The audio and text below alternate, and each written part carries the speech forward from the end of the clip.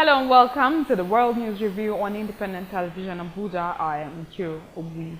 The Islamic State of Iraq and the Levant has claimed responsibility for a blast that killed at least 36 people. For this and more on the foreign scene, let's join Osawaname Bizwi. The Islamic State of Iraq and the Levant, ISIL, also known as ISIS group, has claimed responsibility for a suicide bombing that killed at least 36 people and wounded 65 others in the eastern Afghan province of Nangarhar. The group's Amaq website said the attack on Saturday targeted a gathering of Afghan forces in Nangarhar. According to the provincial governor's spokesman, Ataullah Goyani, the attack happened in Rodat district, some 25 kilometers from Jalalabad. Civilians, security forces and Taliban members were among the casualties as people celebrated the second day of Eid al-Fitr, marking the end of the Muslim holy month of Ramadan. The attack came as Afghan President Ashraf Ghani announced the government's extension of a ceasefire with the Taliban without giving a time frame. Greece and Macedonia have taken a major step towards resolving a 27-year-old dispute over the latter's name by signing an agreement that would see Macedonia change its name to the Republic of Northern Macedonia. The signing of the deal in the small fishing village of Sarades on Sunday comes a day after Greek Prime Minister Alexis Tsipras survived a no-confidence vote over his handling of the dispute. Opposition's MPs, who accused Tsipras of excessive compromise on the issue, failed to pass the no-confidence motion by 153 votes to 127 on Saturday. That attempt came a day after an MP from the far-right Golden Dawn party delivered a fierce rant urging the army to overthrow Tsipras. Police fired tear gas to disperse protesters marching against the agreement outside of parliament. Once ratified by the respective parliaments in each country and confirmed by a referendum in Macedonia by the end of the year, the agreement will also enable the landlocked state to eventually join the EU and NATO. The historic region of Macedonia includes the modern Greek region and some territory within what is now the sovereign state of Macedonia. The region was the birthplace of Alexander the Great, the ancient king of Macedon, whose empire stretched from Greece to India. Pro-government forces in Yemen, backed by a Saudi-led coalition, have launched airstrikes on the airport that serves the key port city of Hudada. They have also been fighting Houthi rebels on the ground with mortar fire. The pro-government forces said they had taken control of the airport on Saturday, but the rebels denied this. Meanwhile, the UN envoy to Yemen is holding a second day of talks in the capital Sana'a, aimed at securing a rebel withdrawal from Hudaydah. Martin Griffiths is believed to have put forward a plan guaranteeing the safety of Houthi fighters if they pulled out, leaving the harbor to be operated by the UN. Syrian state media says U.S. coalition aircraft bombed pro-government forces near the border with Iraq on Sunday, leaving a number of people dead. For more on the foreign scene, again, let's join Osawaname Bizwi. A military source was cited as saying a position near Al-Bukamal in Deir el-Zur province was hit. A monitoring group said warplanes bombed members of Lebanon's Hezbollah movement and other foreign militias, killing almost 40 of them. But a coalition spokesman denied carrying out any strikes in the area. Pro-government forces supported by Russia and Iran and the US-backed alliance of Kurdish and Arab fighters are both battling Islamic State militants there. A strong earthquake in Osaka, Japan has killed at least 3 people, including a child, and injured more than 200. Airports in the area were closed for several hours. Train lines interrupted and factories had to halt production. The 6.1 magnitude quake did not trigger a tsunami warning, and nuclear plants in the area are operating normally. Japan lies in a particularly earthquake-prone region and accounts for around 20% of the quakes worldwide of magnitude 6.0 or more. Conservative political newcomer Ivan Duque has been elected president of Colombia.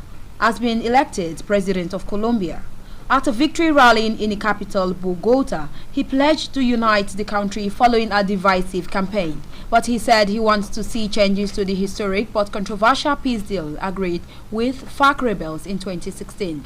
Mr. Duque, who won 54% of the vote, says he will not overhaul the agreement that guaranteed the rebels seats in Congress and allowed them to contest elections. He also says he will impose tougher punishments on crimes allegedly committed by the rebels during the brutal 5-decade conflict with the government. 15 people were killed in Abidjan, Ivory Coast economic capital, in flooding caused by torrential rainfall overnight, Interior Minister Sidiki Diakate said on Tuesday. For the details of this and more, let's join Blessing Omoro. Rain poured down from 11 p.m. on Monday night to 6 a.m. Tuesday, causing flash floods up to 2.5 meters deep, he said. Rescue teams saved 115 people and searches were underway for other casualties. A city of 5 million, Abidjan suffers from infrastructure problems and many homes are built in flood-prone areas. Meanwhile, Indonesian rescuers are searching for more than 100 people missing after a ferry sank on a lake in Sumatra. 18 survivors have been pulled from rough waters on Lake Toba, a popular tourist destination and one of the deepest lakes in the world. The ferry was licensed to carry 60 people, but officials say about 130 were on board when it went down on Monday. Maritime accidents are common in Indonesia where safety standards are lax. Rescue workers are battling rain and high winds to try to reach any remaining survivors from Monday's accident. UAE-backed Yemeni government forces fought their way into Hodeidah airport on Tuesday, pressing an offensive that has seen some of the most intense fighting of a 3-year war against Houthi Shiite rebels. The United Arab Emirates, which has the US-trained troops fighting alongside the Yemeni army, said the alliance had entered the airport in Hodeidah, a Red Sea port city that is a key aid hub and the entry point for 3/4 of Yemenis imports. A Yemeni military source confirmed to reporters that troops had entered the rebel base at the disused airport on the southern edge of the city. The battle for Hodeidah has sparked fears of a new escalation of the humanitarian crisis in Yemen, which is already teetering on the brink of famine. The United States Department of State has condemned the Dambuwa bomb attack that killed 32 persons in Borno State, Nigeria, a week ago. The spokesman to the U.S. Department of State, Heather Nauert, condemned the act and reassured Nigeria of America's support in combating terrorism. In a statement released on the U.S. website, Nauert said that violent attack was aimed at civilians who were celebrating with their families and communities during the Eid al-Fitr holiday marking the end of the Muslim holy month of Ramadan. It added that the attack is a reminder of the depravity of those who commit such acts against innocent people. According to the statement, the United States stands firmly with Nigeria in its fight against terrorism. The attack, suspected to have been carried out by Boko Haram, also injured at least 84 people. 6 suicide bombers detonated improvised explosive devices in Dambuwa local government area of Borno State, Nigeria during the Eid al-Fitr celebration. The two men at the heart of South Sudan civil war were due to hold their first face-to-face meeting in 2 years in an attempt to end the strife. South Sudanese rebel leader Riek Machar flew into Ethiopia's capital Addis Ababa from South Africa, where he has been living under house arrest. He will be meeting his long-standing rival, President Salva Kiir. Tens of thousands of people have fled the fighting in South Sudan and live in refugee camps in neighboring countries, including Ethiopia. At the time of filing this report, the two leaders were yet to meet. All previous attempts at negotiating an end to the conflict have collapsed. The Taliban have killed 30 Afghan soldiers in western Afghanistan in their first major attacks since a temporary ceasefire expired. Militants stormed at least 2 army checkpoints in Baghuz province before ambushing reinforcements sent to help.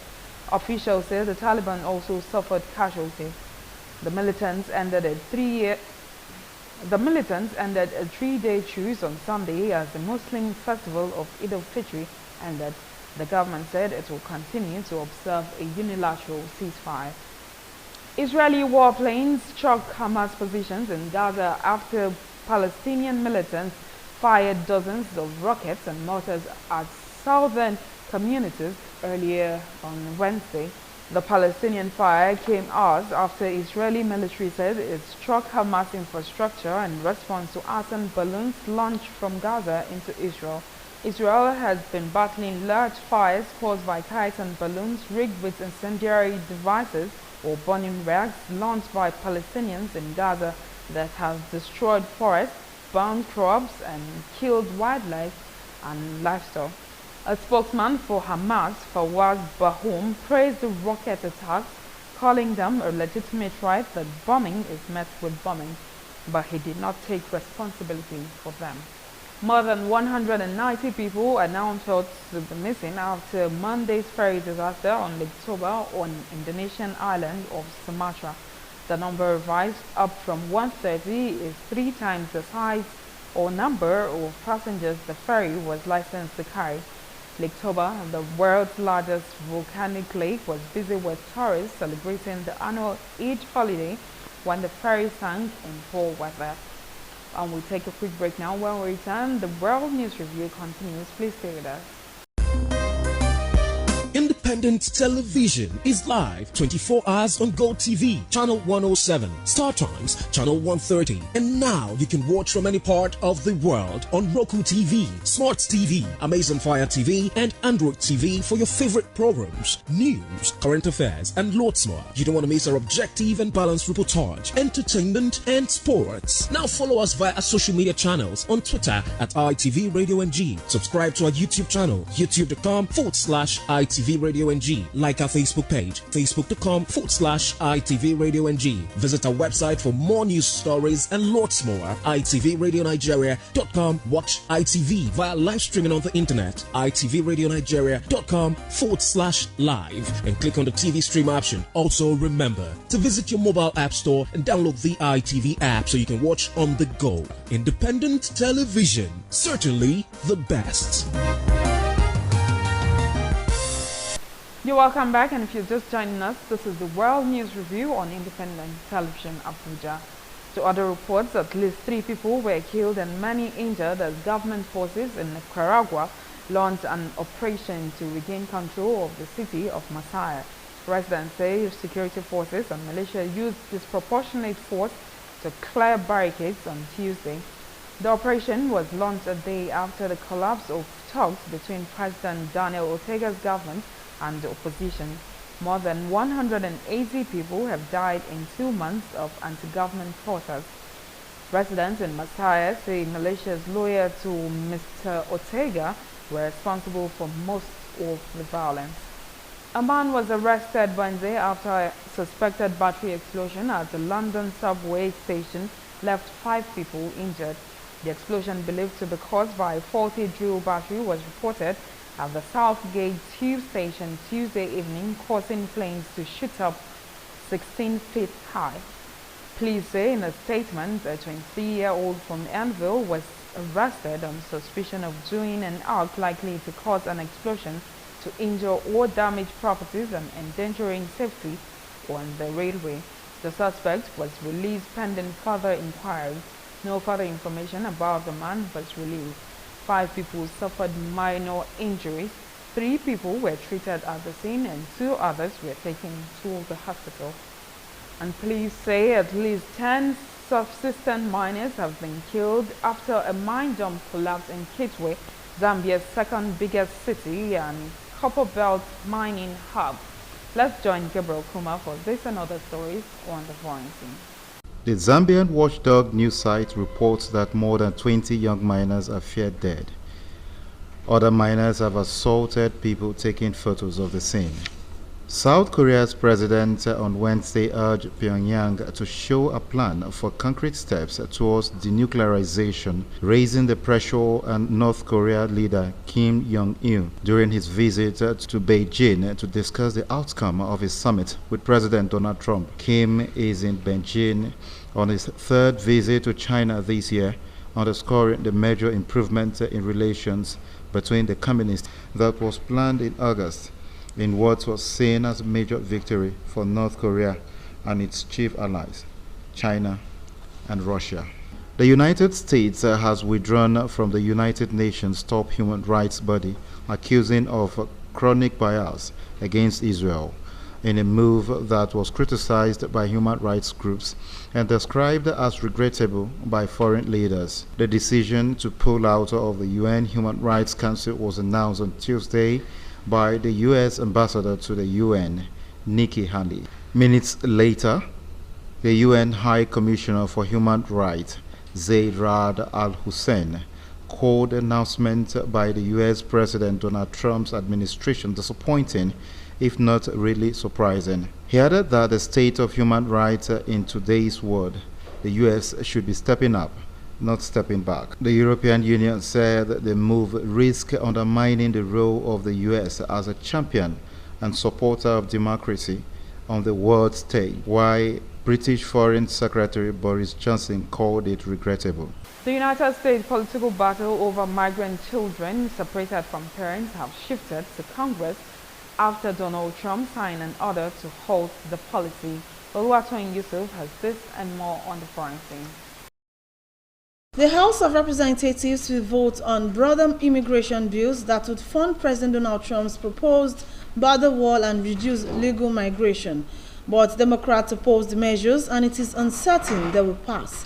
Mr. Trump reversed his policy after an outcry at home and globally over the policy. The Republican president's executive order calls for the families to be detained together while their cases are considered.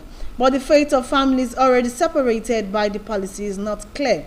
At least 2,300 children have been taken away from more than 2,200 parents since 5th of May, according to the U.S. immigration officials.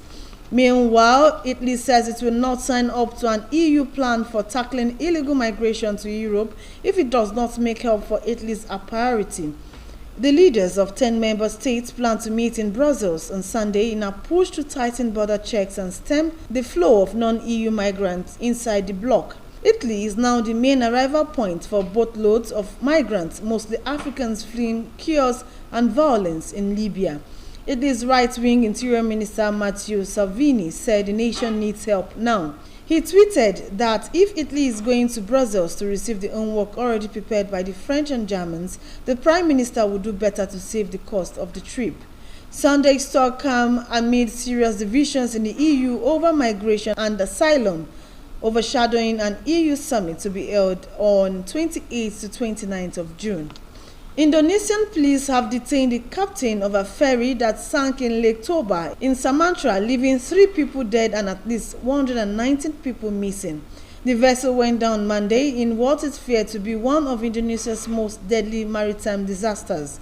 It was only licensed to transport 60 passengers and was operating without an official ticket system, making it difficult to trace those on board. Police say they have yet to question the captain because he is traumatized. Lake Toba, the world's largest volcanic lake, was busy with tourists celebrating the annual Eid holiday when the ferry sank in poor weather. As many as 193 people, including children, are feared to be unaccounted for. Police said on Thursday, authorities have relied on reports from survivors and the families of missing relatives, they added. Many victims are thought to have been trapped inside the vessel, police said. And for Foreign News Friday, our correspondent is standing by. Report quoting the country's information minister, Michael Makwa says President Salva Kiir had agreed that Riek Machar should attend the peace talks, noting that the agreement between him and Ethiopia Prime Minister is that as soon as they finish the meeting, Riek Machar will return to South Africa. Mackwell said President Salva Kiir was not ready to work with the main opposition leader, Riek Machar, in the upcoming transitional period, citing the July 2016 events in Juba. President Salva Kiir and opposition leader Riek Machar held face-to-face talks in Addis Ababa on Wednesday and discussed the peace process in broad terms. The IGA, the Council of Ministers, in a communique issued following its extraordinary summit in Addis Ababa in early June, recommended that Kiir and Machar meet face-to-face. It also agreed on the effective participation of the armed opposition leader on the peace process. The duties on 2.8 billion euro worth of US goods came into force on Friday. Tariffs have been imposed on products such as bonbon whiskey, motorcycles and orange juice. European Commission President Jean-Claude Juncker said duties imposed by the US on the EU go against all logic and history. Addressing the Irish Parliament in Dublin, he added that we will do what we have to do to rebalance and safeguard the EU. The Trump administration announced in March that it would introduce tariffs of 25% on steel and 10% on aluminium imported into the US. Mr. Trump has argued that global oversupply of steel and aluminium driven by China threatens American steel and aluminium producers, which are vital to the US. After being deferred, the duties on steel and aluminium went ahead on 1st June and affect the EU, Canada, Mexico and other close US allies, including India. The UN human rights body in its new report says it has credible accounts of security forces raiding poor neighborhoods and killing young men, often in their homes. According to UN Human Rights Chief Zaid Rad Al-Hussein said the rule of law was virtually absent in the country. Venezuela has in the past dismissed human rights allegations as lies. The country is going through a protracted political and economic crisis.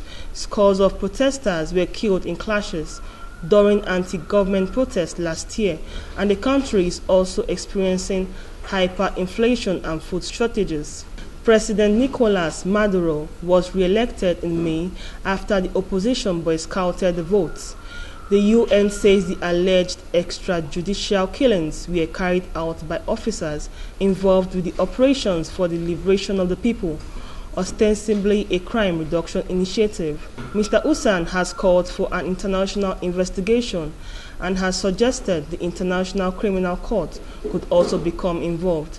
And that has been the World News Review on Independent Television Abuja. Many thanks for staying with us. I'm Q Obuli. Enjoy the rest of the day.